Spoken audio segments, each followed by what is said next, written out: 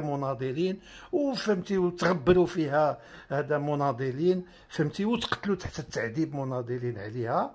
فهاد السيد هذا تينبت من الرماد ديال الافقير وديال الدليمي وديال هذا باش يعاود لينا اسطوره ثابت اللي استعملها البصري فهمتي نظرا للاوعي ديال الشعب المغربي باش يسيطر على الاداره العامه للامن الوطني اللي كانت دائما جهاز تابع للجيش الملكي.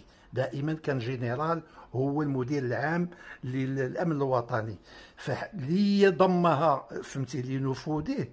استغل ثابت واستغل ضجه ثابت ليضع على راسها عامل ووالي، وهو هذاك الوالي ذاك الميداوي وهو الذي قطع رأسه من وزارة الداخلية، لأن حين يعني أعفاه صاحب الجلالة من وزارة الداخلية البصري عين الميداوي وزير للداخلية، يعني باش قتلتي باش تموت يا ملك الموت.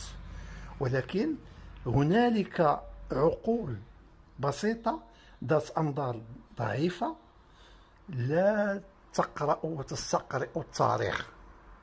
فهاد السيد هاد العجوز هاد الشيخ اللي نصب علينا راسو كأنه مرشد هو خطير على الدولة، لأنه دابا هذا يهدد سلامة الدولة بهذا الكلام ديالو ويهدد استقرار الدولة بهذا الكلام ديالو، لأن هنالك سلطات تشريعية اللي كتشرع القوانين وهنالك سلطات تنفيذية التي تنفذه ومن ضمنها هذه الأجهزة الأمنية إلى آخره، وهنالك سلطة قضائية. فهو تطاول على جميع السلطات وأراد أن يضع لنا نظام الجوديو، نظام فرانكو، نظام يعني بوليسي 100%. وهذا خطير لأن هذا وقيل أنا تنقول تيلزم تسارع السلطة فهمتي قراءة واستقراء للمستقبل.